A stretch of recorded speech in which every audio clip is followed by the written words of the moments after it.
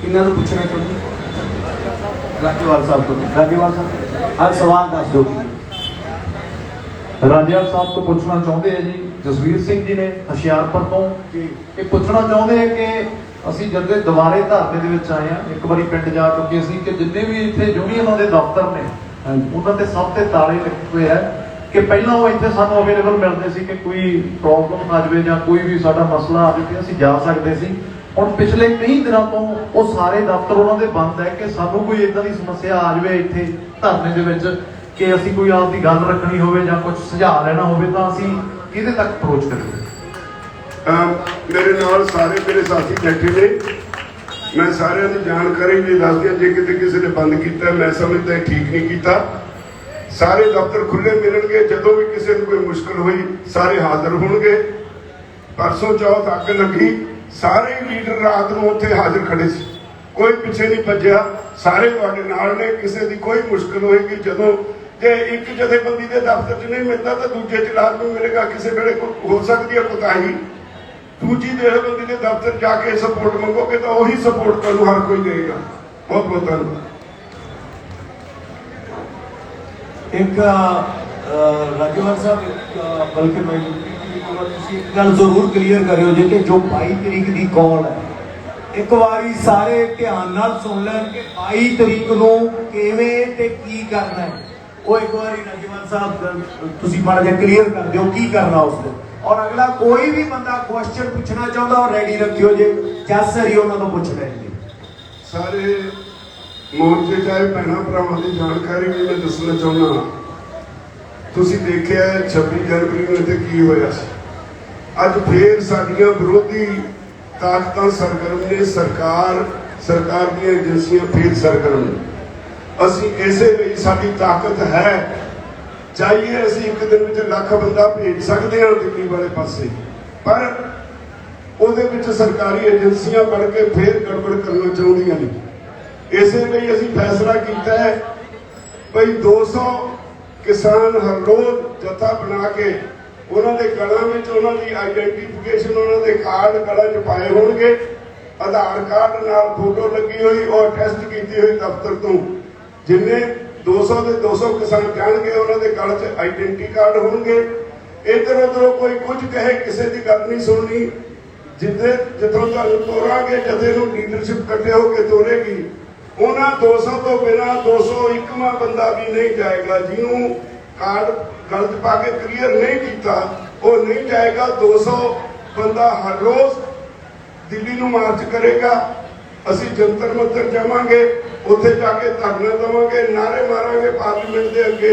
ਇਹ ਮੋਰਚੇ ਦਾ ਫੈਸਲਾ ਹੈ। ਇਸ ਲਈ ਮੇਰੀ ਬੇਨਤੀ ਹੈ, ਜੇ ਤੁਹਾਨੂੰ ਕੋਈ ਇੱਧਰੋਂ ਉੱਧਰੋਂ ਆ ਕੇ ਹੋਰ ਕਹੇ ਵੀ ਕੋਈ ਨਹੀਂ ਜਾਏਗਾ, ਸਿਰਫ ਤੇ ਸਿਰਫ ਉਹੀ 200 ਬੰਦੇ ਜਾਣਗੇ ਜਿਨ੍ਹਾਂ ਨੂੰ ਰੋਜ਼ ਅਸੀਂ ਆਈਡੈਂਟੀਟੀ ਕਾਰਡ ਦੇ ਕੇ ਨਾਲ ਕੋਈ ਇੱਕ ਵੱਡਾ ਲੀਡਰ ਨਾਲ ਤੋਰ ਕੇ ਜਥਾ ਭੇਜਿਆ ਕਰਾਂਗੇ। ਇੱਕ ਰਾਜੇਵਾਲ ਸਾਹਿਬ ਕੇ ਕਿੱਥੇ ਗ੍ਰਿਫਤਾਰੀ ਹੋਊਗੀ। ਇੱਕ ਗੱਲ ਹੋਰ ਰਹਿ ਗਈ ਸੀ। 26 ਤਾਰੀਖ ਨੂੰ ਸਾਡੇ ਅੰਦੋਲਨ ਨੂੰ 8 ਮਹੀਨੇ ਹੋ ਰਹੇ ਨੇ। ਉਸ ਦਿਨ ਬੀਬੀਆਂ ਦਾ ਜਥਾ ਜਾਏਗਾ, ਸਿਰਫ ਬੀਬੀਆਂ ਦਾ ਜਥਾ। 9 ਤਾਰੀਖ ਨੂੰ 9 ਅਗਸਤ ਨੂੰ ਅੰਗਰੇਜ਼ੋ ਭਾਰਤ ਛੱਡੋ ਦਾ ਨਾਰਾ ਲੱਗਿਆ ਸੀ। 9 ਅਗਸਤ ਨੂੰ ਵੀ ਬੀਬੀਆਂ ਦਾ ਜਥਾ ਜਾਏਗਾ। 2 ਜਥੇ ਬੀਬੀਆਂ ਦੇ ਜਾਣਗੇ। गिरफ्तारी होगी तो अरेस्ट हो जाए, ਇਹ ਵੀ ਫੈਸਲਾ ਹੈ। ਤੁਸੀਂ ਜਾਣਾ ਜਿੱਥੇ ਤੁਹਾਨੂੰ ਰੋਕਣਗੇ ਤੁਸੀਂ ਉੱਥੇ ਹੀ ਰੁਕ ਜਾਣਾ। ਜੇ ਸਰਕਾਰ ਗ੍ਰਿਫਤਾਰੀ ਕਰਦੀ ਹੈ ਤਾਂ ਤੁਸੀਂ ਗ੍ਰਿਫਤਾਰੀ ਦੇ ਦੇਣੀ ਹੈ। ਇੱਕ ਬੇਨਤੀ ਕਰਾਂ, ਅਸੀਂ ਫੈਸਲਾ ਕੀਤਾ, ਸਾਰੇ ਨੂੰ ਹਦਾਇਤਾਂ ਕੀਤੀਆਂ, ਜਿਹੜੇ ਜੱਥੇ 'ਚ ਜਾਣ ਉਹਨਾਂ 'ਚ ਅਮਲੀ ਕੋਈ ਨਾ ਆਵੇ। ਉਹ ਚੌਥੇ ਕੁ ਦਿਨ ਕਹਿਣ ਲੱਗ ਪੈਂਦੇ ਨੇ ਮੇਰੀ ਜ਼ਮਾਨਤ ਕਰਾਓ, ਜ਼ਮਾਨਤ ਅਸੀਂ ਕਰਾਉਂਦੇ ਨਹੀਂ। ਇਸ ਕਰਕੇ ਜਿਹੜਾ ਕੋਈ ਫੀਮ ਖਾਂਦਾ ਹੈ, ਭੁੱਕੀ ਖਾਂਦਾ ਹੈ, ਇਹੋ ਜਿਹੇ ਜੱਥੇ ਵਿੱਚ ਕੋਈ ਨਾ ਭੇਜੋ। ਹੋ ਸਕਦਾ ਉੱਥੇ ਜੇਲ੍ਹ ਯਾਤਰਾ ਲੰਬੀ ਕਰਨੀ ਪਵੇ, ਕੋਈ ਜ਼ਮਾਨਤ ਨਹੀਂ ਕਰਾਏਗਾ। ਜੇ ਸਰਕਾਰ ਨਹੀਂ ਗ੍ਰਿਫਤਾਰ ਕਰਦੀ ਤਾਂ ਉੱਥੋਂ ਜਿਵੇਂ ਪਹਿਲਾਂ ਮੈਂ ਕਹਿ ਕੇ ਹਟਿਆ, ਅਸੀਂ ਜੰਤਰ ਮੰਤਰ ਤੋਂ ਪਾਰਲੀਮੈਂਟ ਵੱਲ ਮਾਰਚ ਕਰਾਂਗੇ। ਉੱਥੇ ਸਾਰਾ ਦਿਨ ਸਟੇਜ ਚੱਲੇਗੀ ਔਰ ਸ਼ਾਮ ਨੂੰ ਉਹ ਵਾਪਸ ਇੱਥੇ ਆ ਜਾਣਗੇ। ਅਗਲੇ ਦਿਨ ਦੂਜਾ ਜਥਾ ਫੇਰ ਜਾਏਗਾ।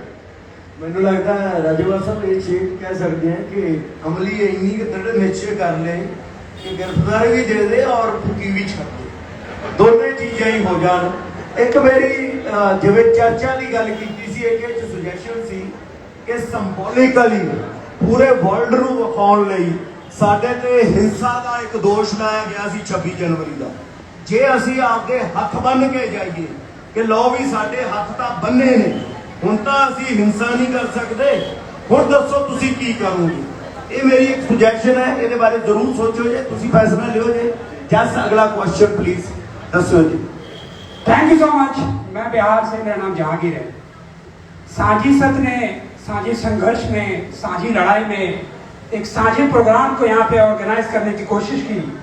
मैं सबसे पहले साझी सत्र का धन्यवाद करना चाहूँगा, क्योंकि हमने पहले दिन से देखा, मैं भी इस संघर्ष में पहले दिन से पार्टिसिपेट कर रहा हूँ, सपोर्ट कर रहा हूँ। अमेरिका में प्रेसिडेंशियल जो इलेक्शन होता है उसमें प्रेसिडेंशियल डिबेट भी होता है। वो एक कल्चर को दिखाता है, जो ये कल्चर हमारे यहाँ कहीं देखने को नहीं मिलती।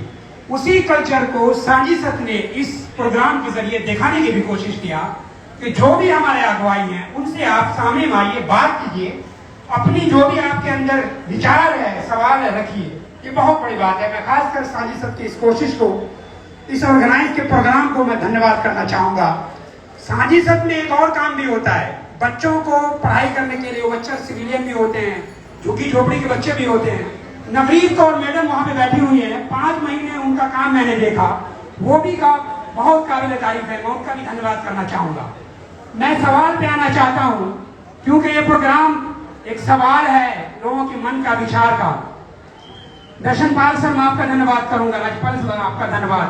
यदवीर जी, मैं आपका धन्यवाद करूंगा। गुलपनाथ मैडम खासकर सोशल मीडिया पे एक्टिव रहती हैं, सरकार की गलत नीतियों पे वो सवाल उठाती हैं, उनका धन्यवाद करना चाहूंगा। खासकर सवाल यह है, 26 तक जो आंदोलन एकता और अखंडता का पूरी तरह से हमें देखने को मिल रहा था, यूथ के माध्यम से, तमाम लोगों के माध्यम से, बुजुर्गों के माध्यम से, सरकार और सरकार के मीडिया ने जिस तरह 26 को प्रेजेंट करने की कोशिश किया और वो सवाल को भी रगड़ने की कोशिश किया, जो सवाल नवरीत कौर से माध्यम से आया था।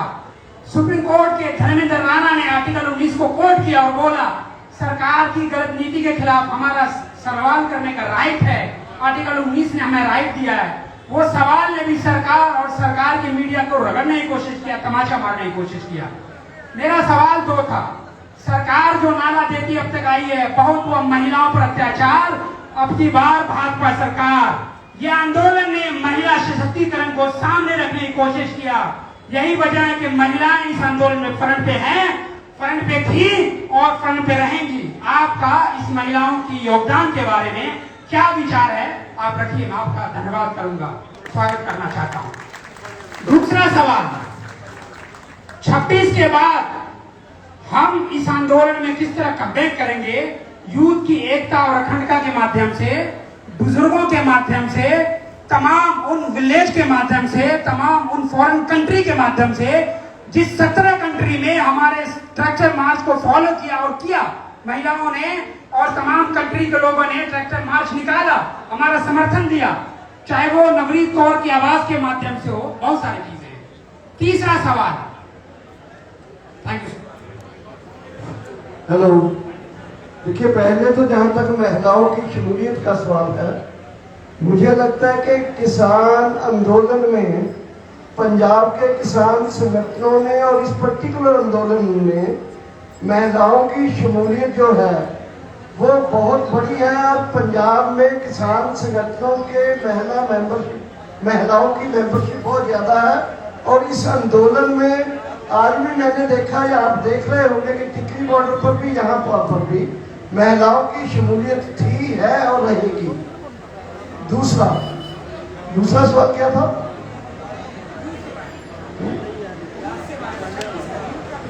हाँ, यूथ जो है, यूथ को कोई सेपरेटली हम नहीं देखते, लेकिन फिर भी 26 के बाद थोड़ी सी ये बात आई, यूथ किसानी के बच्चे हैं, भाई हैं, बेटे, तो इसलिए यूथ को साथ लेना, किसान मुद्दों के ऊपर किसान संगठनों की जिम्मेदारी है, नंबर 1। नंबर 2, जहां तक यूथ को सेपरेटली डील करने की कोशिश है, वो किसान संगठनों ने, अगर आपको जानकारी ना हो तो बता दूं, पंजाब के कुछ किसान संगठनों ने अपने यूथ विंग फ्लोट किए हैं इस आंदोलन के समय में। नंबर 3, हमने वो हर कोशिश की है और कर रहे हैं। जैसे आज भी हमें जस बाजवा जी ने स्पेशली रखा भी, और भी लोग रख रहे हैं। ये जो कोशिश है ये भी पूरे लोगों को, किसानों को, मजदूरों को, पर्टिकुलरली यूथ को अट्रैक्ट करने के लिए इस आंदोलन में लाने की ही एक एफर्ट है। धन्यवाद।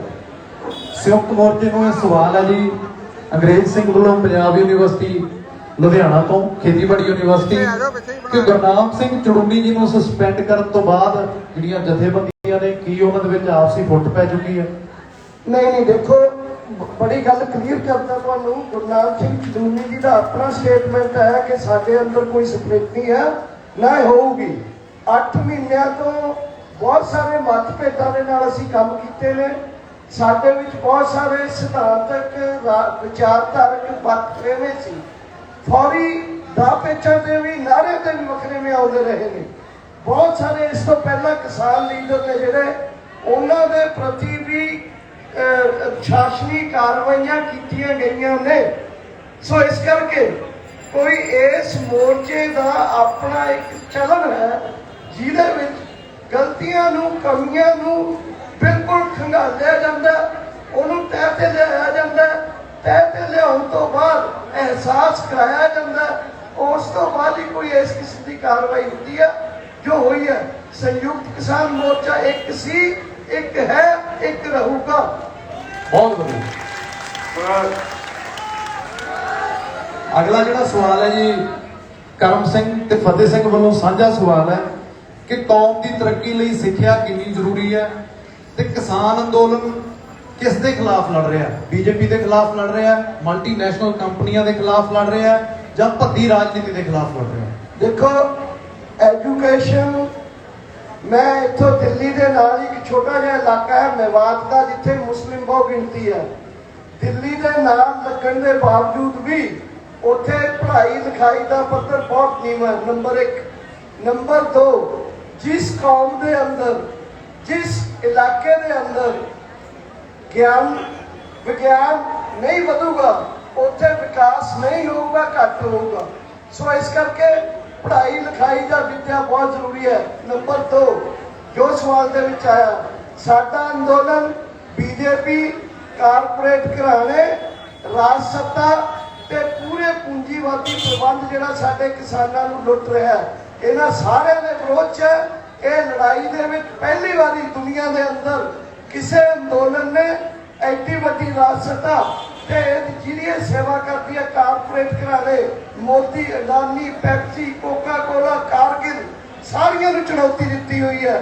ਸੋ ਇਹ ਅੰਦੋਲਨ ਦਾ ਜਿਹੜਾ ਨਿਸ਼ਾਨਾ ਹੈ ਬੜਾ ਸਪਸ਼ਟ ਹੈ, ਇਹ ਤੁਹਾਨੂੰ ਕਲੀਅਰ ਹੋਣਾ ਚਾਹੀਦਾ। ਤੁਹਾਡਾ ਧੰਨਵਾਦ। ਹਾਂਜੀ, ਅਗਲਾ ਇੱਕ ਸਵਾਲ ਰਾਜਿਆਲ ਸਾਹਿਬ ਦੀ ਹੈ, ਡਾਕਟਰ ਬੋਝਦੀਪ ਸਿੰਘ ਬਰਾੜ ਕਿ should there be any basic level of qualification ਜਿਹੜੀਆਂ ਅਗਲੀਆਂ ਇਲੈਕਸ਼ਨਾਂ ਆ ਰਹੀਆਂ ਨੇ ਉਹਦੇ ਵਿੱਚ ਜਿਹੜੇ ਲੀਡਰਸ ਨੇ, ਤੇ ਜੇ ਹੋਣੀ ਚਾਹੀਦੀ ਹੈ ਤਾਂ ਕੀ ਹੋਣੀ ਚਾਹੀਦੀ ਹੈ? ਮੈਂ ਬੇਨਤੀ ਕਰਾਂ, ਬਹੁਤ ਵਾਰੀ ਕਹਿ ਚੁੱਕੇ ਹਾਂ, ਇਲੈਕਸ਼ਨ ਬਹੁਤ ਦੂਰ ਹੈ, ਹਾਲੇ ਸਾਨੂੰ ਮੋਰਚਾ ਲੜਨ ਦਿਓ। ਆਪਣਾ ਸਾਰਾ ਧਿਆਨ ਕੇਂਦਰਿਤ ਕਰੋ ਮੋਰਚੇ ਤੇ। ਜੇ ਅਸੀਂ ਆਪਣੀ એનર્ਜੀ ਇੱਧਰ ਵੇਸਟ ਕਰਨ ਲੱਗ ਪਏ ਨਾ, ਮੋਰਚੇ ਵਾਲੇ ਪਾਸੇ ਖੁੱਝ ਗਏ, ਤਾਂ ਲੋਕਾਂ ਨੇ, ਮੈਨੂੰ ਪਤਾ, ਲੀਡਰ ਨੂੰ ਕਿਸੇ ਨੂੰ ਨਹੀਂ ਬਖਸ਼ਣਾ। ਇਸ ਕਰਕੇ ਫਿਲਹਾਲ ਸਾਰਾ ਧਿਆਨ ਮੋਰਚੇ ਤੇ ਕੇਂਦਰਿਤ ਕਰੋ।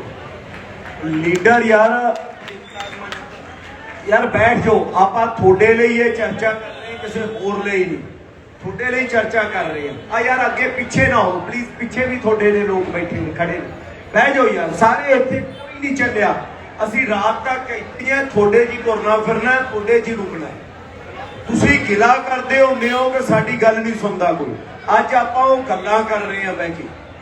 ਮੈਂ ਇੱਕ ਤੁਹਾਨੂੰ ਲੀਡਰ ਦੇ ਤੌਰ ਤੇ ਗੱਲ ਕਹਿ ਰਿਹਾ, ਲੀਡਰ ਉਹ ਹੁੰਦਾ ਹੈ ਜਿਹੜਾ 6 ਮਹੀਨੇ ਬਾਅਦ ਹੋਣ ਵਾਲੀ ਗੱਲ ਨੂੰ ਸਮਝ ਸਕੇ, ਉਹ ਲੀਡ ਕਰਦਾ। That's call leader. ਲੀਡਰ ਉਹ ਨਹੀਂ ਹੁੰਦਾ ਜੋ ਪਿੱਛੇ ਖੜੇ, ਲੀਡਰ ਉਹ ਹੁੰਦਾ ਜੋ 6 ਮਹੀਨੇ ਬਾਅਦ ਗਲਤ ਜਾਂ ਚੰਗਾ ਹੈ ਉਹਦੇ ਬਾਰੇ ਉਹਨੂੰ ਪਤਾ ਹੋਵੇ ਔਰ ਉਹ ਲੀਡ ਕਰੇ। ਅੱਜ ਅਸੀਂ ਉਸੇ ਗੱਲ ਚੋਂ ਇਹਨਾਂ ਨੇ ਇਹ ਗੱਲ ਕਹੀ ਹੈ ਕਿ ਪਹਿਲਾਂ ਇੱਕ ਜਿੱਤ ਲਈਏ ਫਿਰ ਬਾਕੀ ਜਿੱਤਾਂਗੇ। ਬਹੁਤ ਲੜਾਈਆਂ ਨੇ, ਜਿਵੇਂ ਬੱਬੂ ਕਹਿ ਰਿਹਾ ਸੀ, ਬਹੁਤ ਲੜਾਈਆਂ ਨੇ, ਪਰ ਪਹਿਲਾਂ ਇੱਕ ਤਾਂ ਜਿੱਤੀਏ, ਬਾਕੀ ਰਾਹ ਤੇਰੇ ਹੋਣਗੇ ਫਿਰ ਉਹ ਵੀ ਕਰਾਂਗੇ, ਪਰ ਟਰਨ ਬਾਈ ਟਰਨ ਇੱਕ ਇੱਕ ਕਰਕੇ ਹੋਵੇ। ਔਰ ਪਲੀਜ਼ ਬੈਠੋ, ਜੋ ਵੀ ਦਿਲੋਂ ਦਿਮਾਗ 'ਚ ਗੱਲ ਆ ਉਹ ਪੁੱਛੋ, ਗਿਲੇ ਸ਼ਿਕਵੇ ਉਹ ਸਾਂਝੇ ਕਰੋ। मैं लखविंदर सिंह जिला ਅੰਮ੍ਰਿਤਸਰ ਤੋਂ ਬੋਲਦਾ ਜੀ। ਮੈਂ ਸਭ ਤੋਂ ਪਹਿਲਾਂ ਆਗੂਆਂ ਦਾ ਤੇ ਮਹਾਨ ਕਲਾਕਾਰਾਂ ਦਾ ਧੰਨਵਾਦ ਕਰਦਾ ਕਿ ਜਿਨ੍ਹਾਂ ਨੇ ਸਾਨੂੰ ਆਮ ਆਦਮੀ ਨੂੰ ਆਮ ਚਰਚਾ ਕਰਨ ਦਾ ਮੌਕਾ ਦਿੱਤਾ। ਬਹੁਤ ਧੰਨਵਾਦ ਜੀ, ਤੁਹਾਡਾ ਸ਼ੁਕਰੀਆ ਜੀ। ਮੇਰਾ ਸਵਾਲ ਹੈਗਾ ਕਿ ਜਿਹੜੇ ਕਾਨੂੰਨ ਲਾਗੂ ਹੋ ਜਾਂਦੇ ਆ ਤਾਂ ਆਮ ਬੰਦੇ ਦੀ ਰੋਜੀ ਰੋਟੀ ਅਮੀਰਾਂ ਦੀ ਤਿਜੋਰੀ 'ਚ ਬੰਦ ਹੋ ਜਾਣੀ ਆ, ਪਰ ਅਜੇ ਵੀ ਬਹੁਤ ਸਾਰੇ ਲੋਕ ਇਹ ਸਮਝਦੇ ਵੀ ਕਿਸਾਨ ਮੋਰਚਾ ਜਾਂ ਸਿਰਫ ਆਮ ਲੋਕਾਂ ਦਾ ਮੋਰਚਾ ਨਹੀਂ ਹੈ। ਕਿਉਂ? ਅਣਜਾਣਪੁਣਾ ਹੈ, ਇਹ ਤੋਂ ਵੱਧ ਕੋਈ ਨਹੀਂ। ਸਮਾਜ ਦੇ ਹਰ ਵਰਗ ਦਾ ਮੋਰਚਾ ਹੈ। ਐਸੈਂਸ਼ੀਅਲ ਕਮੋਡਿਟੀਜ਼ ਐਕਟ ਹੈ ਜਿਹੜਾ ਜ਼ਰੂਰੀ ਵਸਤਾਂ ਦਾ ਕਾਨੂੰਨ ਜਿਹੜਾ ਸਰਕਾਰ ਨੇ ਬਦਲ ਦਿੱਤਾ ਹੈ, ਤੇ ਜੇ ਸਰਕਾਰ ਵਾਲਾ ਕਾਨੂੰਨ ਰਹਿੰਦਾ ਹੈ ਕਿਸੇ ਨੂੰ ਕੋਈ ਚੀਜ਼ ਲੱਭਣੀ ਨਹੀਂ, ਤੁਹਾਡੀ ਰੋਟੀ ਇੱਕ ਸਰਮਾਏਦਾਰ ਦੀ ਕੋਠੀ 'ਚ ਜਮ੍ਹਾਂ ਹੋ ਜਾਊ, ਕਿਸੇ ਚੀਜ਼ ਦੀਆਂ ਕੀਮਤਾਂ ਤੇ ਕੋਈ ਕੰਟਰੋਲ ਨਹੀਂ ਰਹਿਣਾ। ਨਵੇਂ ਕਾਨੂੰਨ 'ਚ ਸਾਰੇ ਅਧਿਕਾਰ ਸਰਕਾਰ ਨੇ ਜ਼ਖੀਰੇਬਾਜ਼ਾਂ ਨੂੰ ਕਾਰਪੋਰੇਟ ਹਾਊਸਿਸ ਨੂੰ ਦੇ ਦਿੱਤੇ ਨੇ। ਇਸ ਕਰਕੇ ਇਹ ਅੰਦੋਲਨ ਹਰ ਸ਼ਹਿਰੀ ਦਾ ਅੰਦੋਲਨ ਹੈ। ਇਹ ਤੋਂ ਬਿਨਾਂ ਖੇਤੀ ਸਾਡੀ ਇਕਨੋਮੀ ਦਾ ਧੁਰਾ ਹੈ। ਜੇ ਖੇਤੀ ਨਹੀਂ ਬਚਦੀ ਤਾਂ ਦੇਸ਼ ਦੀ ਇਕਨੋਮੀ ਨਹੀਂ ਬਚਣੀ, ਇਕਨੋਮੀ ਨਹੀਂ ਬਚਣੀ ਤਾਂ ਦੇਸ਼ ਨਹੀਂ ਬਚਣਾ। ਇਸ ਕਰਕੇ ਸਭ ਤੋਂ ਪਹਿਲਾਂ ਜਿਹੜੇ ਖੇਤੀ ਦੇ ਕਾਨੂੰਨ ਨੇ ਇਹਨਾਂ ਨੂੰ ਵਾਪਸ ਕਰਾਉਣਾ ਇੰਨਾ ਜ਼ਰੂਰੀ ਹੈ ਜਿੰਨਾ ਰੋਜ਼ ਉੱਠ ਕੇ ਰੋਟੀ ਖਾਣਾ ਜ਼ਰੂਰੀ ਹੈ। ਬਹੁਤ ਬਹੁਤ ਧੰਨਵਾਦ। ਮੇਰੀ ਬੇਨਤੀ ਹੈ, ਬਹੁਤ ਸਾਰੇ ਵੀਰ ਨਾ ਇੱਧਰ ਰੋਡ ਤੇ ਚਲੇ ਗਏ ਨੇ, ਮੇਰੇ ਨੌਜਵਾਨ ਵੀ ਜਿਵੇਂ ਭਾਈ ਬੱਬੂ ਜੀ ਚਲੇ ਗਏ ਨੇ ਜਾਂ ਰਣਜੀਤ ਬਾਵਾ ਜੀ ਚਲੇ ਗਏ ਨੇ, ਉਹ ਇੱਥੇ ਸਟੇਜ ਦੇ ਉੱਪਰ ਬੈਠੇ ਨੇ। ਤੁਹਾਨੂੰ ਸਾਰਿਆਂ ਨੂੰ ਅੱਗੇ ਆ ਜਾਓ। ਕਿਰਪਾ ਕਰਕੇ ਸਵਾਲ ਜਵਾਬ ਚੱਲ ਰਹੇ ਆ, ਜੇ ਤੁਸੀਂ ਸਵਾਲ ਪੁੱਛਣੇ ਇੱਥੇ ਪੁੱਛੋ, ਇਹਦਾ ਸ਼ੋਰ ਨਾ ਮਚਾਓ। ਜੋ ਤੁਸੀਂ ਸ਼ੋਰ ਮਚਾਉਂਦੇ ਹੋ ਮਜ਼ਾ ਨਹੀਂ ਆਉਂਦਾ। ਤੇ ਇੱਥੇ ਮੇਰਾ ਵੀ ਜੱਜ ਬਾਜਵਾ ਖੜਾ ਆ, ਪਲੀਜ਼ ਥੋੜੇ ਪਿੱਛੇ ਹੋ ਜਾਓ। ਪਤਾ ਨਹੀਂ ਲੱਗਦਾ ਪਿਆ ਕਿਸੇ ਨੂੰ ਕਿ ਕੌਣ ਸਵਾਲ ਪੁੱਛ ਰਿਹਾ, ਕੌਣ ਜਵਾਬ ਦੇ ਰਿਹਾ। ਮੈਨੂੰ ਇਹ ਲੱਗਦਾ ਕਿ ਜਿਹੜਾ ਇਹ ਸਵਾਲ ਵੀਰ ਨੇ ਕੀਤਾ ਬੜਾ ਵੈਲਿਡ ਸਵਾਲ ਹੈ, ਇਹ ਬੜਾ ਮਹੱਤਵਪੂਰਨ ਸਵਾਲ ਹੈ। ਇੱਕ ਮਿੰਟ ਭਾਈ, ਇੱਕ ਮਿੰਟ ਰੁਕ ਲਿਓ। ਵੀਰਾਂ ਨੇ ਪੁੱਛਿਆ ਕਿ ਜਿਹੜੇ ਵਲੰਟੀਅਰ ਸਾਡੇ ਇੱਥੇ ਕੰਮ ਕਰਦੇ ਆ ਸਾਰੇ, ਉਹਨਾਂ ਦੇ ਜਿਹੜੇ ਨੰਬਰ ਹੈ ਉਹ ਉਹਨਾਂ ਦੇ ਗਲੇ 'ਚ ਪਾਏ ਹੋਣੇ ਚਾਹੀਦੇ ਆ, ਇੱਕ ਲੌਕਟ ਦੇ ਤੌਰ ਤੇ ਜਾਂ ਇੱਕ ਸਰਟੀਫਿਕੇਟ ਦੇ ਤੌਰ ਤੇ, ਕਿਉਂਕਿ ਰਾਤ ਨੂੰ ਇੰਨੀ ਪ੍ਰੋਬਲਮ ਆਉਂਦੀ ਹੈ ਕਿ ਕੋਈ ਵੀ ਬੰਦਾ ਫੋਨ ਲਾ ਕੇ ਇਹ ਗੱਲ ਕਹਿ ਦਿੰਦਾ ਹੈ ਕਿ ਮੈਂ ਵਲੰਟੀਅਰ ਬੋਲਦਾ, ਤੁਸੀਂ ਸਿੰਪਲ ਮੋਰਚੇ ਦੇ ਪਿਛਲੇ ਪਾਸੇ ਆ ਜਾਓ ਜਾਂ ਇੱਥੇ ਆ ਜਾਓ, ਇੱਥੇ ਪ੍ਰੋਬਲਮ ਕ੍ਰੀਏਟ ਹੋ ਗਈ। ਇਹਦਾ ਇਹ ਕਹਿੰਦੇ ਕਿ ਸਾਨੂੰ ਹੱਲ ਚਾਹੀਦਾ ਕਿ ਜਿਹੜੇ ਉਹਨਾਂ ਦੇ ਨੰਬਰ ਹੈ ਉਹ ਲਿਖੇ ਵੀ ਹੋਣੇ ਚਾਹੀਦੇ ਉਹਨਾਂ ਤੇ ਉਹਨਾਂ ਦੇ ਗਲ 'ਚ ਵੀ ਪਾਏ ਹੋਣੇ ਚਾਹੀਦੇ ਆ। ਗੁਰਮੀਤ, ਇਹ ਲੋਕ ਦੇਖੋ ਜੀ, ਰੋਜ਼ ਸਿੰਘੂ ਬਾਰਡਰ ਤੇ ਟਿੱਕਰੀ ਬਾਰਡਰ ਤੇ ਜਥੇਬੰਦੀਆਂ ਦੀ ਮੀਟਿੰਗ ਇਸੇ ਲਈ ਹੁੰਦੀ ਹੈ। ਜਿਹੜੀਆਂ ਇਸ ਕਿਸਮ ਦੀਆਂ ਸਮੱਸਿਆਵਾਂ ਆਉਂਦੀਆਂ ਨੇ, ਰੋਜ਼ ਆਉਂਦੀਆਂ ਨੇ, ਉਹਨਾਂ ਨੂੰ ਹੱਲ ਕਰਨ ਵਾਸਤੇ ਉਹਨਾਂ ਨੂੰ ਐਡਰੈਸ ਕਰਨ ਲਈ। ਸੋ ਕੱਲ੍ਹ ਜਦੋਂ ਵੀ 8 ਵਜੇ ਮੀਟਿੰਗ ਹੋਵੇ, 8:30 ਵਜੇ ਕਿਦਾਰੀਆ ਹੁੰਦੀ ਹੈ, ਉਸ ਮੀਟਿੰਗ ਦੇ ਵਿੱਚ ਇਹ ਜਿਹੜਾ ਵਿਚਾਰ ਆਇਆ ਕਿ ਉਹਨਾਂ ਦੇ ਗਲ ਦੇ ਵਿੱਚ ਵਲੰਟੀਅਰ ਤੇ ਉਹਦਾ ਜਿਹੜਾ ਐਡਰੈਸ ਹੈ, ਜੈਕਟ ਵਲੰਟੀਅਰ ਵਾਲੀ, ਤੇ ਉਹਨਾਂ ਨੇ ਸੋਚਿਆ ਸੀ ਤੇ ਉਹਨਾਂ ਨੂੰ ਵਲੰਟੀਅਰ ਦਾ ਕਾਰਡ ਉੱਤੇ ਨਾਂ ਲਿਖਿਆ ਹੋਵੇ, ਉਹ ਉਹਨਾਂ ਨੂੰ ਕੱਲ੍ਹ ਦੀ ਮੀਟਿੰਗ ਦੇ ਵਿੱਚ ਫਾਈਨਲ ਕਰਕੇ ਸਾਨੂੰ ਦੱਸ ਦੇਣ, ਅਸੀਂ ਉਹਦਾ ਇੰਤਜ਼ਾਮ ਕਰ ਦਵਾਂਗੇ। ਇੱਕ ਬੱਬੂ ਹਰਾਂ ਤੋਂ ਕੁਐਸਚਨ ਮੈਂ ਪੁੱਛਣਾ ਕਿ ਬੱਬੂ ਇੱਕ ਜ਼ਰੂਰ ਦੱਸਿਓ ਜੀ ਕਿ ਅੰਦੋਲਨ ਤਾਂ ਚਲੋ ਇੱਕ ਮਕਸਦ ਲਈ ਹੈ, ਪਰ ਇਸ ਤੋਂ ਇਲਾਵਾ ਅੰਦੋਲਨ ਸੁਸਾਇਟੀ ਨੂੰ, ਸਮਾਜ ਨੂੰ ਜਾਂ ਸਟੇਟ ਨੂੰ ਜਾਂ ਦੇਸ਼ ਨੂੰ ਹੋਰ ਕੀ ਦਿੰਦਾ ਹੈ, ਔਰ ਇਸ ਅੰਦੋਲਨ ਦਾ ਕੀ ਫਾਇਦਾ ਬਾਕੀ ਅਗਲੇ ਸੁਧਾਰ ਲਈ ਕੀ ਹੋ ਸਕਦਾ ਹੈ, ਇਹ ਜ਼ਰੂਰ ਦੱਸੋ। ਜੋ ਅੱਗੇ ਖੜੇ ਹੋ ਕੇ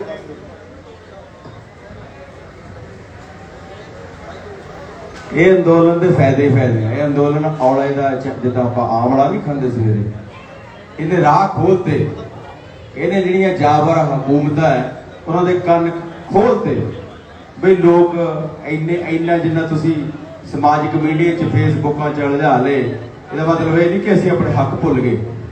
ਇਸ ਅੰਦੋਲਨ ਨੇ ਤਾਂ ਤੁਸੀਂ ਦੇਖਿਓ, ਜਿਵੇਂ ਆਪਾਂ ਨੂੰ 5 ਸਾਲ ਸਿਆਸਤਦਾਨ ਵੋਟਾਂ ਲੈ ਕੇ ਸੁਪਨੇ ਪਾ ਜਾਂਦੇ ਨਾ, ਆ 2 ਮਹੀਨੇ 'ਚ ਸਾਰਾ ਹਿਸਾਬ ਲੋਕਾਂ ਨੇ ਕਰ ਲੈਣਾ।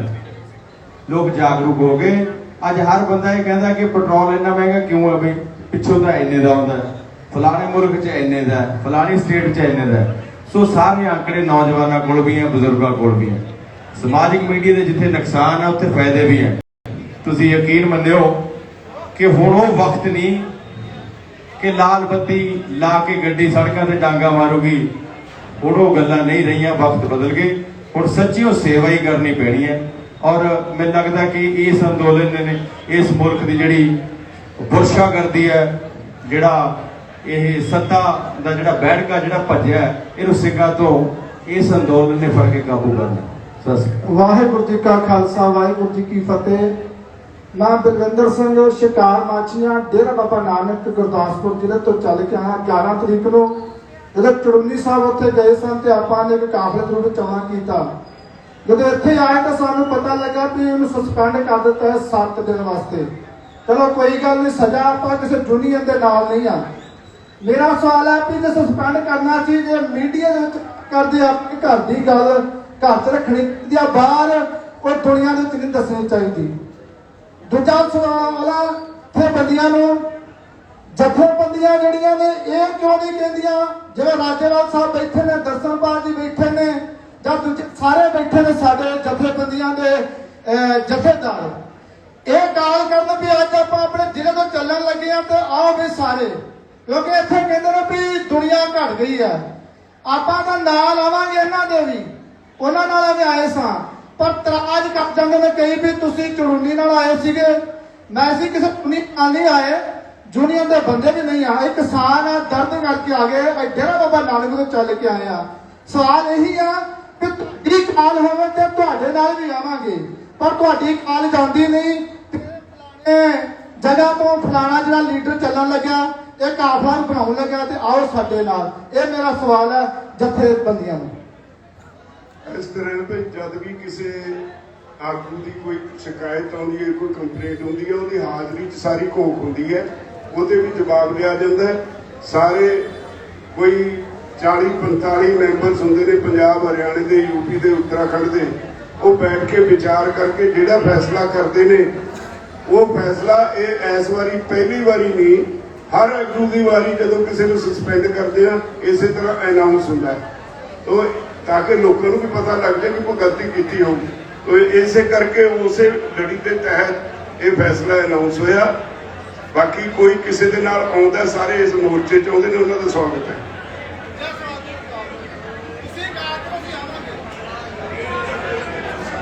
ਨਹੀਂ, ਮੈਨੂੰ ਲੱਗਦਾ ਉਹਨਾਂ ਨੇ ਜਵਾਬ ਦਿੱਤਾ। ਕੋਈ ਵੀ ਏਦਾਂ ਨਹੀਂ ਹੁੰਦਾ ਜਦੋਂ ਮੋਰਚੇ 'ਚ ਕਾਲ ਕਰ, ਪਰ ਇੱਕ ਫੈਕਟ ਤੁਸੀਂ ਮੰਨੋ ਕਿ ਜਥੇਬੰਦੀਆਂ ਵੱਖੋ ਵੱਖ ਹੈਗੀਆਂ ਨੇ, ਇਸ ਕਰਕੇ ਜਥੇਬੰਦੀਆਂ ਵੱਖੋ ਵੱਖ ਹੋਣ ਕਰਕੇ ਕਾਲ ਦਿੰਦੇ ਨੇ। ਸਵਾਗਤ ਸਾਰਿਆਂ ਦਾ ਜੀ ਹੈ, ਸਾਰਿਆਂ ਨੂੰ, ਸਾਰੇ ਹੀ ਕੋਸ਼ਿਸ਼ ਕਰਦੇ ਨੇ ਕਿ ਸਾਡੇ ਨਾਲ ਵੱਧ ਤੋਂ ਵੱਧ ਆਓ। ਧੰਨਵਾਦ। ਅਸੀਂ ਸਾਰੇ ਚਾਹੇ ਕੋਈ ਕਿਸੇ ਲਾਈਨ ਵਾਲਾ ਬੰਦਾ ਹੋਵੇ, ਕਲਾਕਾਰ ਹੋਵੇ, ਜਥੇਬੰਦੀਆਂ ਹੋਣ, ਤੁਸੀਂ ਹੋ, ਚਾਹੇ ਤੁਸੀਂ ਡੇਰਾ ਬਾਬਾ ਨਾਨਕ ਤੋਂ ਆਏ ਹੈ, ਚਾਹੇ ਕੋਈ ਹਰਿਆਣੇ ਤੋਂ, ਯੂਪੀ ਤੋਂ, ਆਪਾਂ ਸਾਰੇ ਉਸ ਮਕਸਦ ਲਈ ਚੱਲ ਰਹੇ, ਪਰ ਸਮਝ ਕੇ ਰਵਾਂਗੇ। ਇੱਕ ਮੈਂ ਤੁਸੀਂ ਪੁੱਛਣ ਲੱਗੇ ਹੋ ਨਾ? ਹਾਂ ਜ਼ਰੂਰ ਪੁੱਛੋ। ਅੱਛਾ, ਇਸ ਅੰਦੋਲਨ ਦੀ ਅੰਦੋਜ ਬਾਈ ਜਿਹੜੀ ਸਭ ਤੋਂ ਵੱਡੀ ਖੂਬਸੂਰਤੀ ਅੱਜ ਜਿਹੜੀ ਸੱਤ ਚਰਚਾ ਹੋ ਰਹੀ ਹੈ, ਇੱਕ ਨੌਜਵਾਨੀ ਦਾ ਉਤਸ਼ਾਹ ਹੈਗਾ ਇਹਨੂੰ ਲੈ ਕੇ, ਸਾਡੀਆਂ ਬੀਬੀਆਂ ਦਾ, ਮਾਤਾਵਾਂ ਦਾ, ਇਹਨਾਂ ਦਾ ਇੱਕ ਬਹੁਤ ਵੱਡਾ ਰੋਲ ਇਸ ਅੰਦੋਲਨ ਦੇ ਵਿੱਚ ਰਿਹਾ। ਕ੍ਰਾਂਤੀਕਾਰੀ ਯੂਨੀਅਨ ਤੋਂ ਇਹ ਸਾਡੀਆਂ ਮਾਤਾਵਾਂ ਨੇ, ਤੇ ਇਹਨਾਂ ਇੱਕ ਟੋਲ ਪਲਾਜ਼ਾ ਘੇਰਿਆ ਹੋਇਆ ਜਿਹਦੇ ਪੱਕੀ ਡਿਊਟੀ ਸੰਯੁਕਤ ਮੋਰਚੇ, ਰਿਲਾਇੰਸ ਮਾਲ ਵੀ ਘੇਰੇ ਹੋਏ ਨੇ, 2 ਬੀਬੀਆਂ ਨੇ ਘੇਰੇ ਹੋਏ ਨੇ। ਇਹ ਪੁੱਛਣਾ ਚਾਹੁੰਦੇ ਆ ਕਿ ਜਦੋਂ ਬੀਜੇਪੀ ਦੇ ਆਗੂ ਹੈ ਜਿਹੜੇ ਉਹ ਸਾਡੇ ਕੋਲ ਟੋਲ ਤੇ ਆਉਂਦੇ ਆ ਜਾਂ ਰਿਲਾਇੰਸ ਦੇ ਪੂਰੇ ਕਿਤੇ ਲੰਘਦੇ ਆ, ਇਹ ਬੀਬੀਆਂ ਉਹਨਾਂ ਦਾ ਘਰਾ ਕਰ ਸਕਦੀਆਂ ਨੇ ਜਾਂ ਇਕੱਲੇ ਬੰਦੇ ਹੀ ਉਹਨਾਂ ਦਾ ਘਰਾ ਕਰ ਸਕਦੇ ਆ? ਨਹੀਂ, ਇਹ ਤਾਂ ਬੜੀ ਖੁਸ਼ਕਿਸਮਤੀ ਹੋਊਗੀ, ਬੀਬੀਆਂ ਵੀ ਘਰਾਓ ਕਰਨ। ਬੀਬੀਆਂ ਕਾਲੇ ਝੰਡੇ ਲੈ ਕੇ ਨਾਰੇ ਮਾਰ ਕੇ ਉਹਨਾਂ ਨੂੰ ਦਿਖਾਉਣ, ਉਹਨਾਂ ਦਾ ਬਾਈਕਾਟ ਕਰਨਾ ਜਿਹੜਾ ਸਾਡਾ ਦਿੱਤਾ ਹੈ ਉਹ ਕਰਨ। ਪਰ ਇਹ ਨਾ ਹੋਵੇ ਵੀ ਜਿਵੇਂ ਗੱਡੀ ਦੇ ਸ਼ੀਸ਼ੇ ਪਾਉਂਦੇ ਜਾਂ ਕੋਈ ਇਸ ਕਿਸਮ ਦੀ ਗੱਲ ਹੋ ਜਾਏ ਜਿਹਦੇ ਨਾਲ, ਜਿਵੇਂ ਪਿਛਲੀ ਦਿਨੀ ਰਾਜਪੁਰੇ ਹੋਇਆ ਜਾਂ ਉਹਦੇ ਤੋਂ ਪਹਿਲਾਂ ਕਿਤੇ ਹੋਰ ਵੀ ਹੋਇਆ, ਆਪਣੇ ਇੱਥੇ ਪਿਛਲੇ ਦਿਨੀ ਰੋਹਤਕ 'ਚ ਹੋਇਆ, ਨਾ ਹਿਸਾਬ 'ਚ ਹੋਇਆ। ਜੇ ਉਸ ਤਰੀਕੇ ਦੀ ਕੋਈ ਐਕਟੀਵਿਟੀ ਬੀਜੇਪੀ ਵਾਲੇ ਕਰਦੇ ਨੇ, ਜਿਵੇਂ ਮੰਨ ਲਓ ਗੱਡੀ ਨੂੰ ਗਲਤ ਤਰੀਕੇ ਨਾਲ ਚਲਾਉਣਾ, ਗਲਤ ਹਰਕਤਾਂ ਕਰਨੀਆਂ, ਉਹਦੇ 'ਚ ਜ਼ਰੂਰ ਫਿਰ ਉਹਨਾਂ ਦੇ ਖਿਲਾਫ ਅਗਲੀ ਵੱਡੀ ਕਾਰਵਾਈ ਯੂਨੀਅਨ ਵਾਲੇ ਮਿਲ ਕੇ ਕਰਨਗੇ। ਇਹਨਾਂ ਨੇ ਕਿਹਾ ਕਿ ਅਸੀਂ ਵਿਰੋਧ ਕੀਤਾ ਉਹਨਾਂ ਦਾ, ਪਰ ਸਾਨੂੰ ਸੰਯੁਕਤ ਮੋਰਚੇ ਤੋਂ ਕਿਸੇ ਆਗੂ ਨੇ ਕਿਹਾ ਕਿ ਬੀਬੀਆਂ ਨੂੰ ਇੰਨੀ ਖੁੱਲ੍ਹ ਨਾ ਦਿੱਤੀ ਜਾਵੇ, ਉਹਦੇ ਤੇ ਵੀ ਆਪ ਦਾ ਜਿਹੜਾ ਤੁਸੀਂ ਪੱਖ ਹੈ ਉਹ ਜ਼ਰੂਰ ਕਲੀਅਰ ਕਰ ਦਿਓ ਜੀ। नहीं नहीं बिल्कुल, जे किसी आगू ने कहा क्रांतिकारी किसान यूनियन की बीबी बैठी मेरे सामने, अगर किसी ने कहा तो साडी जानकारी जी दो, ये गलत जे किसी आगू ने उच्चारने गलत ने। ਤੁਸੀਂ ਮਾਈ ਭਾਗੂ ਦੀਆਂ ਵਾਰਸ ਹੈ, ਖੁੱਲ ਕੇ ਚੱਲੋ ਔਰ ਤਲਵਾਰ ਤੱਕ ਵੀ ਚਲਾ ਸਕਦੇ। ਬਲਕਿ ਮੈਂ ਗੁੱਲ ਪਨਾਹਗਰਾਂ ਤੋਂ ਇੱਕ ਕੁਐਸਚਨ ਪੁੱਛਣਾ ਚਾਹੂੰਗਾ ਕਿ ਗੁੱਲ ਤੁਸੀਂ ਬੰਬੇ ਵੀ ਕੀ ਇਹ ਤੁਹਾਨੂੰ ਪਿੰਡਾਂ ਦੀ, ਸ਼ਹਿਰਾਂ ਦੀ, ਪੰਜਾਬ ਦੀ, ਹਰਿਆਣੇ ਦੀ ਜਾਗਰਤੀ ਲੱਗ ਰਹੀ ਹੈ ਕਿ ਬੀਬੀਆਂ ਵੀ ਘਰਾਂ ਚੋਂ ਨਿਕਲ ਕੇ ਆਈਆਂ, ਅੰਦੋਲਨ ਦਾ ਹਿੱਸਾ ਬਣੀਆਂ, ਬਲਕਿ ਵਿਰੋਧ ਕਰਨ ਦਾ ਵੀ ਗੱਲ ਕਰ ਰਹੀਆਂ ਨੇ? ਕੀ ਕਹੋਗੇ ਇਹਦੇ ਬਾਰੇ?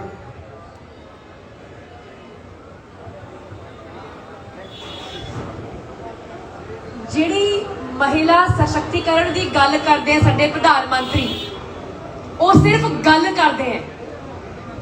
ਜੇ ਕਿਸੇ ਨੇ ਅਸਲ 'ਚ ਮਹਿਲਾ ਸਸ਼ਕਤੀਕਰਨ ਦੇਖਣਾ ਹੈ ਤੇ ਉਹ ਟਿਕਰੀ ਆਉਣ ਤੇ ਉਹ ਸਿੰਘੂ ਆਉਣ।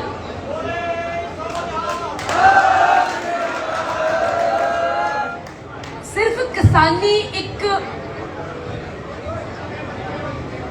ਰਹਿਣ ਦਾ ਤਰੀਕਾ ਹੈ। ਮੈਂ ਉਹਨੂੰ ਇੱਕ ਵਿਵਸਾय ਦੇ ਨਾਂ ਤੇ ਉਹਦੀ ਬੇਅਦਬੀ ਨਹੀਂ ਕਰਨਾ ਚਾਹੁੰਦੀ, ਪਰ ਸਿਰਫ ਕਿਸਾਨੀ ਇੱਕ ਰਹਿਣ ਦਾ ਤਰੀਕਾ ਹੈ ਜਿਸ 'ਚ ਘਰ 'ਚ ਬਾਬੇ, ਬੀਬੀਆਂ, ਭੈਣਾਂ ਇਕੱਠੀਆਂ ਰਲ ਕੇ ਕੰਮ ਕਰਦੇ ਨੇ। ਮਤਲਬ ਕੱਲਾ ਖੇਤ ਜੋਤ ਕੇ ਤਾਂ ਕਿਸਾਨੀ ਨਹੀਂ ਹੁੰਦੀ। ਹਰ ਕਿਸਾਨੀ ਪਰਿਵਾਰ ਨੂੰ ਪਤਾ ਹੈ ਕਿ ਔਰਤਾਂ ਦਾ, ਬੀਬੀਆਂ ਦਾ ਕਿੰਨਾ ਜ਼ਿਆਦਾ ਕੰਟਰੀਬਿਊਸ਼ਨ ਹੈ। ਪਰ ਅੱਜ ਵੀ ਭਾਸ਼ਣ ਦੇਣ ਲਈ ਸਾਡੇ ਜਿਹੜੇ ਲੀਡਰ ਨੇ ਉਹ ਬਾਰ-ਬਾਰ ਮਹਿਲਾ ਸਸ਼ਕਤੀਕਰਨ ਦੀ ਗੱਲ ਕਰਦੇ ਨੇ। ਤੇ ਬਸ ਮੈਂ ਇੰਨਾ ਕਹਾਂਗੀ ਕਿ ਕਿ ਸਾਡਾ ਅਸਲ ਦਾ ਸਸ਼ਕਤੀਕਰਨ ਤੁਸੀਂ ਦੇਖ ਲਓ। ਸਾਡੀਆਂ ਬੀਬੀਆਂ, ਭੈਣਾਂ, ਉਹਨਾਂ ਦੀ ਸ਼ਮੂਲੀਅਤ ਰਹੀ ਹੈ ਮੋਰਚੇ 'ਚ, ਹੈਗੀ ਤੇ ਰਹੂਗੀ ਆਉਣ ਵਾਲੇ ਸਮਾਂ 'ਚ ਵੀ।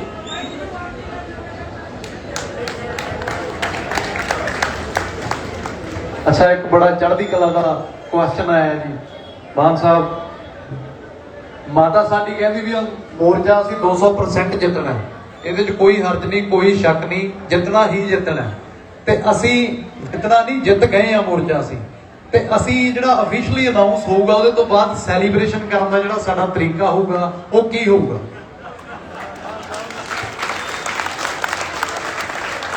ਇਹ ਮਾਤਾ ਜੀ ਜੱਸ ਇਹਨਾਂ ਨੂੰ ਪੁੱਛ ਕੇ ਤੁਸੀਂ ਦੱਸੋ ਕਿਵੇਂ ਕਰਨਾ ਹੈ।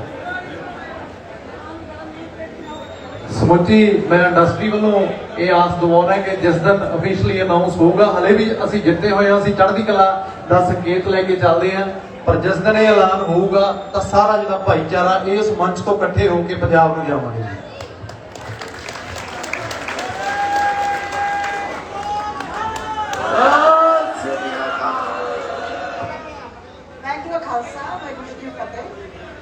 ਜਿਹੜਾ ਮੈਂ ਸਵਾਲ ਕੀਤਾ ਸੀਗਾ ਵੀ ਇਹ ਮੋਰਚੇ ਨੂੰ ਅਸੀਂ ਸੈਲੀਬ੍ਰੇਟ ਕਿੱਦਾਂ ਕਰਨਾ, ਜਿੱਤ ਤਾਂ ਅਸੀਂ ਗਏ ਆ, ਹਨਾ। ਇਟਸ 102% ਸ਼ੋਰ ਕਿ ਵੀ ਆਰ ਵਿਨਰ, ਹਨਾ। ਬਟ ਮੇਰਾ ਜਿਹੜਾ ਸਵਾਲ ਹੈਗਾ ਉਹ ਇਹ ਹੈ ਕਿ ਮੈਂ ਚਾਹੁੰਦੀ ਹਾਂ ਵੀ ਇਹ ਮੋਰਚਾ ਅਸੀਂ ਇੱਦਾਂ ਹੀ ਦੁਬਾਰਾ ਫਿਰ ਸਟੇਜ ਲਗਾਈਏ, ਇੱਦਾਂ ਹੀ ਦੁਬਾਰਾ ਫਿਰ ਆਪਾਂ ਬੈਠੀਏ, ਇਹਨੂੰ ਇਕੱਠੇ ਰਹਿ ਕੇ ਬੈਠ ਕੇ ਸੈਲੀਬ੍ਰੇਟ ਕਰੀਏ, ਬਿਨਾਂ ਬੜਾ ਪੀਸਫੁਲੀ ਸੈਲੀਬ੍ਰੇਟ ਕਰੀਏ, ਤੇ ਫਿਰ ਅਸੀਂ ਆਪਾਂ ਆਪਣੇ ਘਰਾਂ ਨੂੰ ਜਾਈਏ।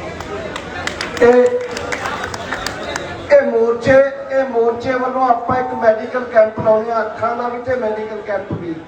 ਐਤਵਾਰ ਨੂੰ ਪਟਿਆਲੇ ਤੋਂ ਹਾਰਟ ਦੇ ਸਪੈਸ਼ਲਿਸਟ ਆਉਣਗੇ ਤੇ 3 ਦਿਨ ਅੱਖਾਂ ਦੇ ਆਪਰੇਸ਼ਨ ਹੁੰਦੇ ਨੇ। ਲੋਕਲ ਇਲਾਕੇ ਦੇ ਲੋਕ ਇਹ ਕਹਿੰਦੇ ਨੇ ਵੀ ਜਦੋਂ ਹੀ ਤੁਹਾਡਾ ਮੋਰਚਾ ਜਿੱਤ ਕੇ ਤੁਸੀਂ ਚਲੇ ਗਏ, ਤੁਸੀਂ ਫੇਰ ਵੀ ਹਫ਼ਤੇ 2 ਦਿਨ ਇੱਥੇ ਕੈਂਪ ਲਾਉਣ ਜ਼ਰੂਰ ਆਇਆ ਕਰੋ।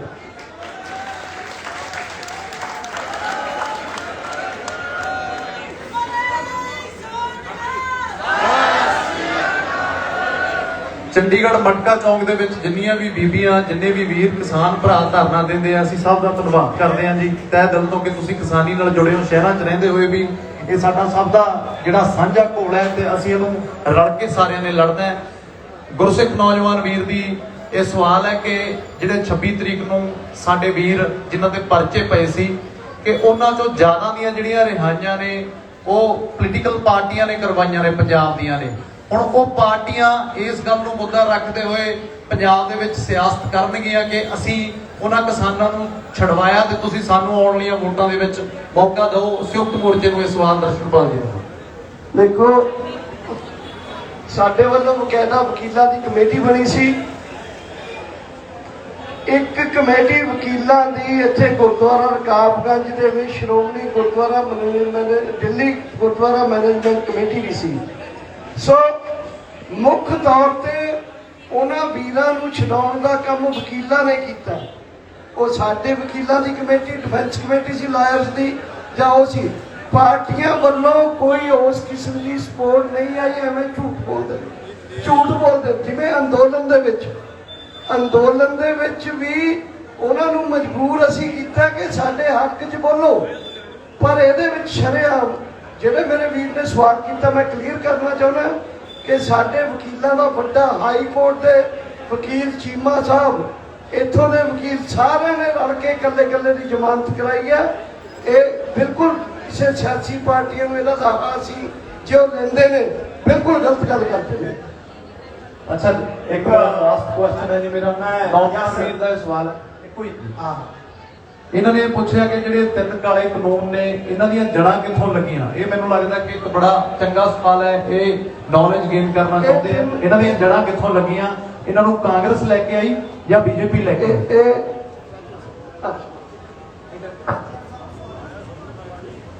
ਅਸਲੀਅਤ ਇਹ ਹੈ ਵੀ ਹਮਾਮ 'ਚ ਸਾਰੇ ਲੱਗੇ ਨੇ। ਜਦੋਂ ਲਿਬਰਲਾਈਜੇਸ਼ਨ ਦਾ ਦੌਰ ਸ਼ੁਰੂ ਹੋਇਆ ਉਦੋਂ ਕਾਂਗਰਸ ਵਾਲਿਆਂ ਨੇ ਸ਼ੁਰੂਆਤ ਕੀਤੀ, ਲਮਕਦਾ ਚਲਾ ਆਇਆ। ਕਾਨੂੰਨ ਭਾਜਪਾ ਨੇ ਬਣਾਏ। ਭਾਜਪਾ ਦੇ ਦਬਾਅ ਕਾਰਪੋਰੇਟ ਹਾਊਸਿਸ ਦਾ ਸੀ ਤੇ ਕਾਰਪੋਰੇਟ ਹਾਊਸਿਸ ਨੂੰ ਖੁਸ਼ ਕਰਨ ਵਾਸਤੇ ਕਾਰਪੋਰੇਟ ਐਗਰੀਕਲਚਰ ਸ਼ੁਰੂ ਕਰਨ ਵਾਸਤੇ ਕਾਨੂੰਨ ਲਿਆਂਦੇ ਗਏ। ਇਹ ਤੁਹਾਡੇ ਭਲੇ ਲਈ ਨਹੀਂ। ਸਾਰਾ ਕੁਝ ਜ਼ਮੀਨ ਸਭ ਕੁਝ ਜਿਹੜਾ ਉਹ ਕਾਰਪੋਰੇਟ ਹਾਊਸ ਦੇ ਕਬਜ਼ੇ ਚਲੀ ਜਾਏਗੀ। ਤੁਸੀਂ ਉੱਥੇ ਮਜ਼ਦੂਰੀ ਕਰੋਗੇ, ਉਹ ਵੀ ਉਹਨਾਂ ਦੀ ਮਰਜ਼ੀ ਆ ਮਜ਼ਦੂਰੀ ਦੇਣ ਜਾਂ ਨਾ ਦੇਣ ਤੁਹਾਨੂੰ। ਅਸੀਂ ਉਹਨਾਂ ਨਾਲ ਬਹਿਸ ਪੁੱਛ ਚੁੱਕੇ ਹਾਂ ਵੀ ਜਿਹੜੇ ਰਾਹ ਤੁਸੀਂ ਤੁਰੇ ਹੋ, ਜਿਹੜੇ ਕਰੋੜਾਂ ਕਿਸਾਨ ਜ਼ਮੀਨ ਤੋਂ ਵਿਹਲੇ ਹੋਣਗੇ, ਉਹਨਾਂ ਨੇ ਬੱਚੇ ਪਾਲਣੇ ਨੇ, ਉਹਨਾਂ ਨੇ ਰੋਟੀ ਕਮਾਉਣੀ ਹੈ, ਉਹਨਾਂ ਦੀ ਸਰਕਾਰ ਕੋਲ ਕੀ ਹੱਲ ਹੈ? ਜੇ ਤੁਸੀਂ ਇਹ ਰਾਹ ਤੁਰਨਾ ਤਾਂ ਸਰਕਾਰ ਕੋਲ ਕੋਈ ਜਵਾਬ ਨਹੀਂ। ਸਰਾਸਰ ਸਰਕਾਰ ਨੇ ਇਹਦੇ ਵਿੱਚ ਪਹਿਲਾਂ ਕਾਂਗਰਸ ਜ਼ਿੰਮੇਵਾਰ ਸੀ, ਅੱਜ ਇਹਨੂੰ ਲਾਗੂ ਕਰਨ ਵਿੱਚ ਭਾਜਪਾ ਮੋਹਰੀ ਹੋ ਗਈ। ਧੰਨਵਾਦ। एक क्वेश्चन नहीं बल्कि मेरा एक सुझाव भी है।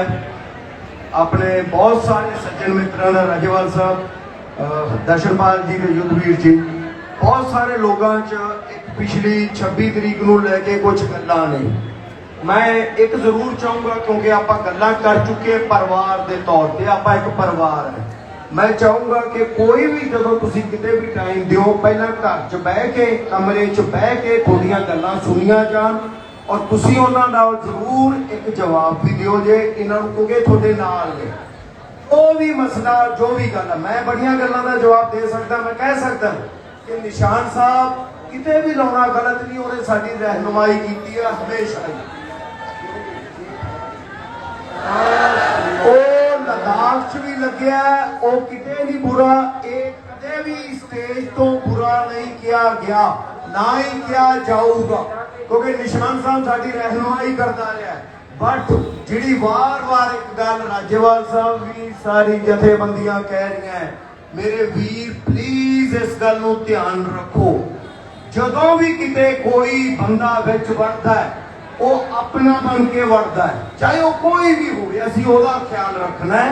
असीं जे परिवार च कोई गल हो जाती है, किसी बुजुर्ग ने कुछ किया, किसी नौजवान को गलती हुई है, तो आप बह के नजिठते हैं। सो 26 तो आप अगे लंघना, पर 26 नूं पूरी तरह नाल नजिठदे होया जे थोड़े किसी ने भी गल च गल है दिल च। दर्शनपाल जी ने साडियां भी गल्लां सुनियां ने, थोड़ियां भी सुन गए, थोड़ियां भी सुन गए, बट असी ऐ नहीं गल्लां करनियां कि तमाशा बनाइए, असी गल्लां ऐ करनियां जिवें परिवार बह के करदा है। ये थोड़ियां भी सुन गए, सारियां दियां सुन गए, कोई भी गल हुई, पर जिहड़ी मोटी गल सी निशान साहब हमेशा रहनुमाई करता रहा, करता रहूगा, और कोई भी सरदार किते भी जाने वाला कोई गद्दार नहीं सी। सरदार सरदार सी है और रहूगा। और मैं हरियाणे वालियां नूं भी कहना चाहूंगा, जिवें तुसी नाल जुड़े हो छोटे भरा बन के, किते भी आवाज मारूंगे, पंजाब थोड़े नाल वड्डा भरा बन के खड़ा है। एक आखिरी क्वेश्चन मैनू बब्बू वाले ने भी जिक्र किया, मैं राजेवाल साहब तो और पूरे जो साडे लीडर साहबान बैठे ने मैं पूछना चाहूंगा कि जरूर कहें कि जो इलैक्शनां दी गल है, वैसे तो ये बाद च होनी है, बाद च इस गल की रहनुमाई जरूर कर कि की असी हुण साडे मुद्दे उही रहणगे जां असी आपदे मुद्दियां तो अंदोलत होवांगे ते एहो जे मसले दोबारा दरपेश ना आउण। जे साडियां सरकारां पहलां बोलियां हुंदियां तां शायद अज सानू संघर्ष ना लड़ना पैंदा।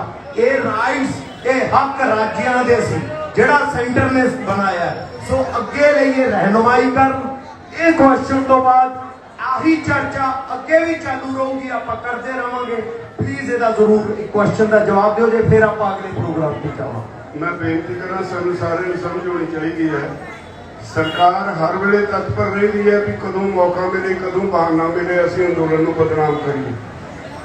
इत्थे जदों चर्चा छेड़ी गई चोणां दी, तुरंत हरियाणा के चीफ मिनिस्टर ने कहता बिजली थैलियां बाहर आ गई, तो चोणां वास्ते बैठे ने, मंगां वास्ते नहीं बैठे। इसे मैं बार बार एक गल कहना भई तुसीं मोर्चा जित लो, उसदे बाद तुसीं लोकां ने फैसला करना है। अज साडे सामने सिर्फ मोर्चा है, मोर्चे दीयां मंगां ने, अज इलैक्शन साडे सामने नहीं। एक सवाल आया सी अगे कि ਜਿਹੜੀਆਂ ਜ਼ਮਾਨਤਾਂ ਕਰਵਾਈਆਂ ਨੇ ਉਹ ਸਿਆਸੀ ਪਾਰਟੀਆਂ ਨੇ ਕਰਵਾਈਆਂ ਨੇ। ਉਹਦੇ ਵਿੱਚ ਮੈਂ ਇੱਕ ਗੱਲ ਕਲੀਅਰ ਕਰਨੀ ਚਾਹੁੰਦਾ ਕਿ ਸਿਆਸੀ ਪਾਰਟੀ ਦੇ ਵਿੱਚ ਅਕਾਲੀ ਦਲ ਨੇ ਆਪਣੇ ਪੋਸਟਾਂ ਪਾਈਆਂ ਸੀਗੀਆਂ ਕਿ ਅਸੀਂ ਜ਼ਮਾਨਤਾਂ ਕਰਵਾ ਰਹੇ ਹਾਂ, ਕਿਉਂ ਕਿ ਮਨਜਿੰਦਰ ਸਿੰਘ ਸਿਰਸਾ ਜੀ ਉਹਨਾਂ ਨਾਲ ਐਫੀਲੇਟਡ ਨੇ। ਮੈਂ ਇਹ ਗੱਲ ਕਹਿਣੀ ਚਾਹੁੰਦਾ, ਬਹੁਤ ਸਵਾਲ ਇਹ ਆਉਂਦਾ ਸਾਡੇ ਕੋਲ ਪ੍ਰੂਫ ਨੇ, ਜੇ ਲੋੜ ਪਈ ਜਨਤਕ ਕਰਾਂਗੇ ਕਿ ਮੈਂ ਉਹ ਪੋਲੀਟੀਕਲ ਪਾਰਟੀਆਂ ਨੂੰ ਵੀ ਕਹਿਣਾ। ਮਨਜਿੰਦਰ ਸਿੰਘ ਸਿਰਸਾ ਨੇ ਇਹ ਗੱਲ ਮੰਨੀ ਹੈ ਰਿਟਨ ਦੇ ਵਿੱਚ ਕਿ ਮੈਂ ਦਿੱਲੀ ਸਿੱਖ ਗੁਰਦੁਆਰਾ ਮੈਨੇਜਮੈਂਟ ਕਮੇਟੀ ਦੇ ਵੱਲੋਂ ਆਪਣੀ ਵਕੀਲਾਂ ਦੀ ਟੀਮ ਦਿੱਤੀ ਹੈ, ਨਾ ਕਿ ਅਕਾਲੀ ਦਲ ਵੱਲੋਂ। ਉਹਨੇ ਇਹ ਵੀ ਗੱਲ ਮੰਨੀ ਹੈ ਕਿ ਜਿਹੜੀਆਂ ਪੋਸਟਾਂ ਅਕਾਲੀ ਦਲ ਨੇ ਪਾਈਆਂ ਨੇ ਮੈਂ ਉਹਨਾਂ ਨੂੰ ਕਹਿਣਾ ਕਿ ਉਹ ਡਿਲੀਟ ਕਰਨ, ਸਾਡੇ ਕੋਲ ਰਿਟਨ ਦੇ ਵਿੱਚ ਪਿਆ ਆ ਤੇ ਇਹ ਗੱਲ ਕਲੀਅਰ ਆ। ਉਹ ਦੁਬਾਰਾ ਇਹੋ ਜਿਹੇ ਜਿਹੜੇ ਸ਼ੋਸ਼ੇ ਛੱਡਦੇ ਨੇ ਉਹ ਨਾ ਛੱਡਣ, ਜੇ ਜ਼ਰੂਰਤ ਪਈ ਤੇ ਫਿਰ ਅਸੀਂ ਉਹਨਾਂ ਨੂੰ ਜਨਤਕ ਕਰ ਦਾਂਗੇ। ਚਲੋ ਧੰਨਵਾਦ ਸੱਚ ਖਤਮ। थैंक यू वेरी मच, बहुत बहुत धन्यवाद जी। ਮੈਨੂੰ ਲੱਗਦਾ ਵੀ ਸੱਤ ਵਿਚਾਰ ਚਰਚਾ ਸਵਾਲ ਜਵਾਬ ਦਾ ਸੈਸ਼ਨ ਖਤਮ ਹੈ। ਤੁਹਾਡਾ ਸਾਰਿਆਂ ਦਾ ਬਹੁਤ ਬਹੁਤ ਧੰਨਵਾਦ। ਪੰਜਾਬ ਦੀਆਂ ਜਥੇਬੰਦੀਆਂ, ਹਰਿਆਣੇ ਦੀਆਂ ਜਥੇਬੰਦੀਆਂ, ਸੰਯੁਕਤ ਕਿਸਾਨ ਮੋਰਚਾ ਵੱਲੋਂ ਅਸੀਂ ਜਿੰਨਾ ਤੁਹਾਡੇ ਸਵਾਲਾਂ ਦੇ ਜਵਾਬ ਦੇ ਸਕੇ, ਜਿਨ੍ਹਾਂ ਨੇ ਨਹੀਂ ਦੇ ਸਕੇ ਉਹਨਾਂ ਤੋਂ ਮਾਫੀ ਚਾਹੁੰਦੇ ਹਾਂ। ਤੁਹਾਡਾ ਬਹੁਤ ਬਹੁਤ ਧੰਨਵਾਦ।